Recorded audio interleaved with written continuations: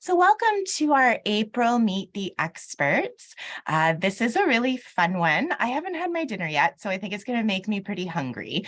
But this is where our team members are going to share their handy snack ideas. And so this is a really big thing for whether you are planning for your pregnancy or during labor or when you're home with baby. Snacks are really important. And so we've got some pretty great ideas to share with you. So just running through our agenda for today. So we are going to meet our team members. As I mentioned, they're going to share their snack ideas. If you have any questions, you can let us know.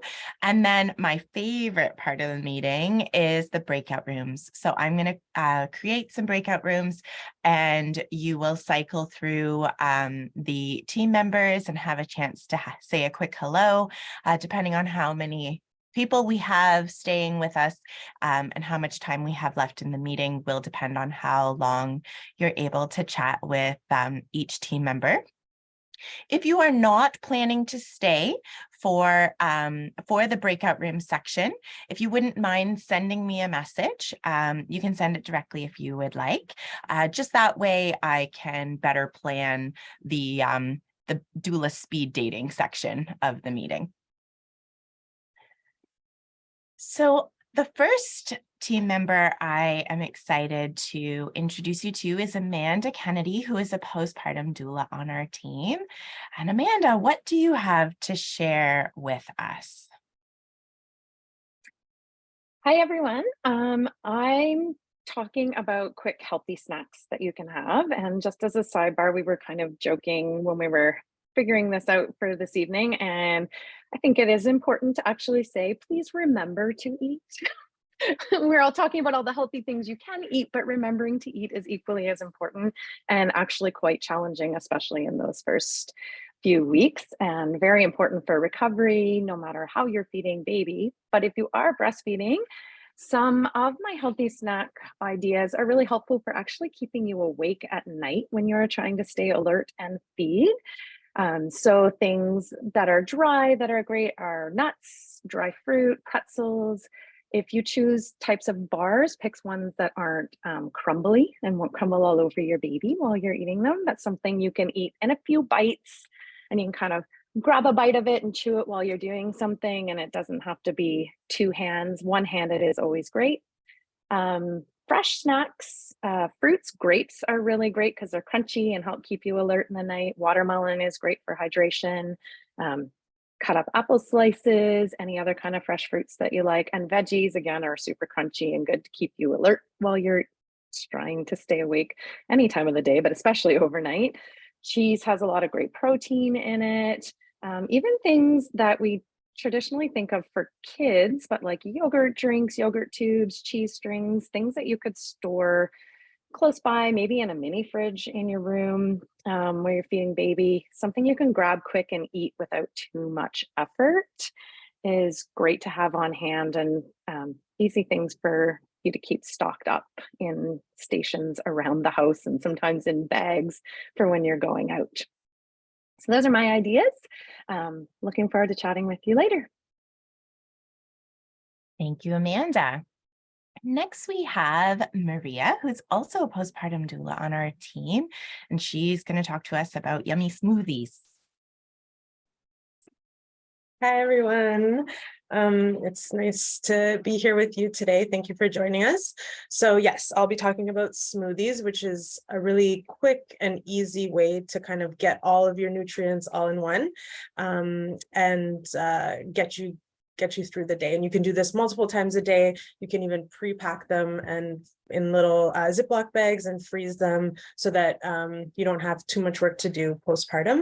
But this is also great during pregnancy as well, because sometimes we don't want to eat too much, or especially towards the end, you're feeling very, very full, kind of, because everything is pushing up and out, baby's pushing everything. So smoothies are a good way to kind of get hide all those vegetables and fruits and all that good stuff in there, blend it up, and you can always take it with you.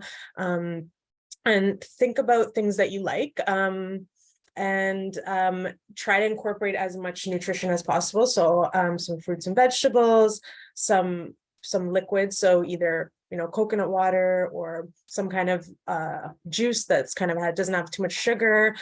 Even just water. Sometimes I just add water if I don't have a juice that I like. Yogurt is really good because you're going to get your dairy, your calcium.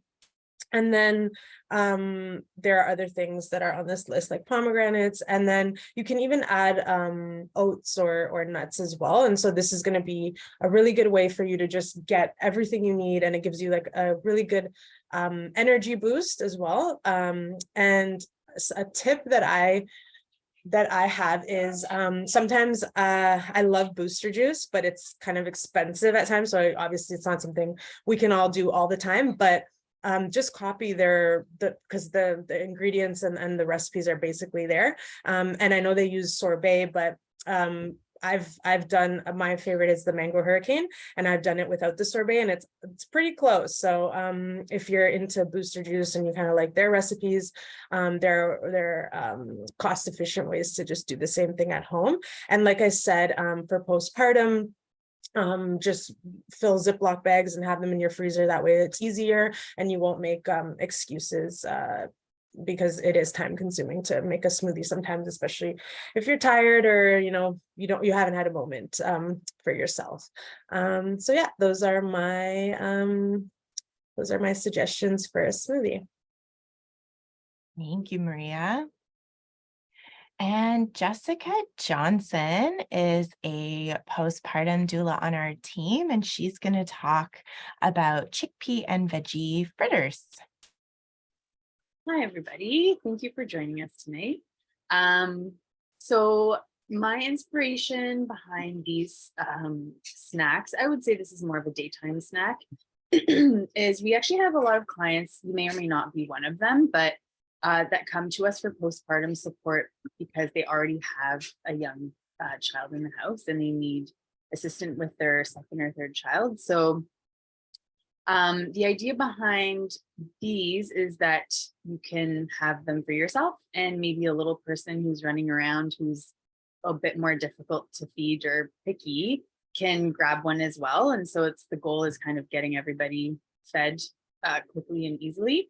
The base for these is a chickpea, flour, and egg, and then everything else is pretty much optional. I mean, the recipe that I have, I think, is like zucchini, bell peppers, cheese, corn, but you could do like shaved broccoli or, you know, whatever you prefer. You can switch up the type of cheese, add some fresh herbs or dried herbs to it, do whatever you want, really.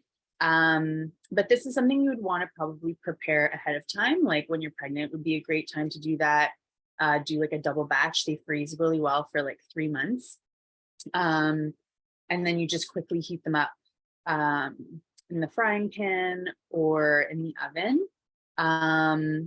I think that these are good on their own, and you could also have them like with a salad or, you know, as a side with a soup. So like to make a lunch, because that can be really difficult to figure out as well, like a midday meal. What else about that?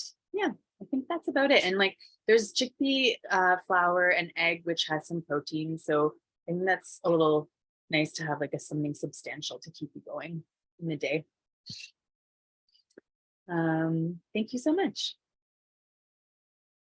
Thank you, Jessica. Next, we have Christine A., who's going to talk about mini muffins.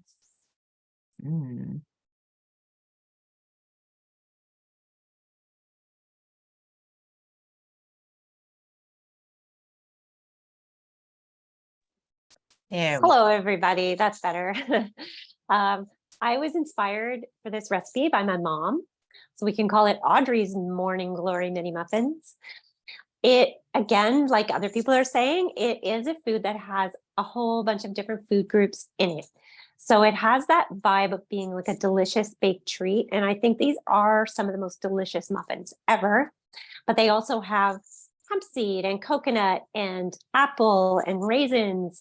And so and wholey flour. So they have that complete nutrition feel. And I like making them as mini muffins so that they are that one-handed snack we were talking about. These freeze great. So it's really nice to make them up ahead of when baby comes. And also, if you have friends or family that like to bake, you can just pass the recipe on to them and ask them for a batch. They're kind of addicting, and you may find that you are asking somebody to make you another batch before too long.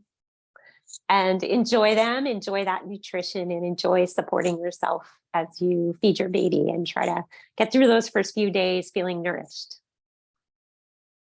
Thank you, Christine. And I will mention that we will be putting together a little sheet of things for everyone to send out afterwards. So these recipes and tricks and stuff, you will be receiving an email from us. So just in case you were wondering if we were keeping it a secret.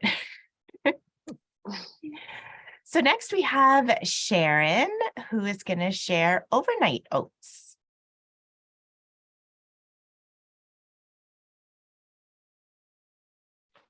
Hi, everybody. I am Sharon, a postpartum doula with Helping Hands. And my daughter really likes this as a quick little snack. And I've had a few family, the birth moms really like it too. So what it is something that almost like a little parfait that you're going to make ahead of time, leave it in the fridge.